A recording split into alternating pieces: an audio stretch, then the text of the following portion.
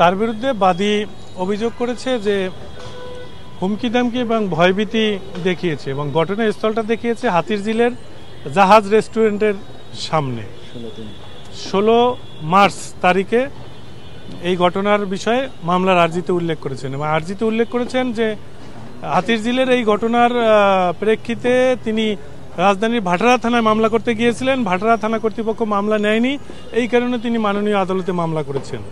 আমরা মাননীয় আদালতকে জামিন শুনানিতে বলেছি যে এই ঘটনার যে বাস্তব অবস্থা সেটা বাদীর যে আর্জি সে আর্জিতেই গরমিল রয়েছে।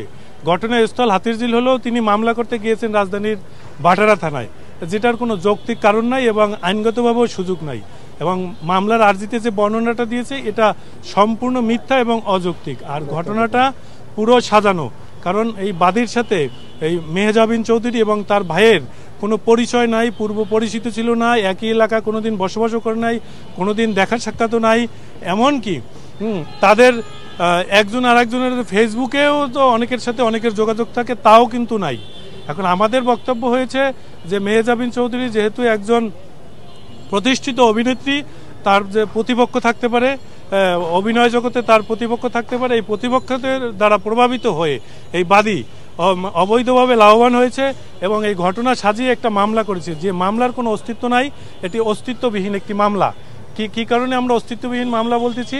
এই মামলাটায় বাদীর যে ঠিকানা ব্যবহার করা হয়েছে সে ঠিকানায় আসলে বাদী থাকেন না এবং এই আসামিদের বিরুদ্ধেও যে ঠিকানা ব্যবহার করা হয়েছে সে ঠিকানা আসামিদের না, অন্য একটা ঠিকানায় ব্যবহার করে তাদের বিরুদ্ধে মামলা দায়ের করেছে এবং পদ্ধতিগতভাবে প্রথমে সমন জারি হয়েছে, বাদী সমন জারির পরে সে গ্রেপ্তারি পরোয়ানা জারির আবেদন করেছে। যেহেতু আসামিরা মামলার খবর জানে না, মাননীয় আদালত নিয়ম অনুযায়ী গ্রেপ্তারি পরোয়ানা জারি করেছেন এবং পরবর্তীতে আমরা এই গ্রেপ্তারি পরোয়ানা জারির খবর শুনে মিডিয়ায় আমরা মাননীয় আদালতে এসে আত্মসমর্পণ করেছি।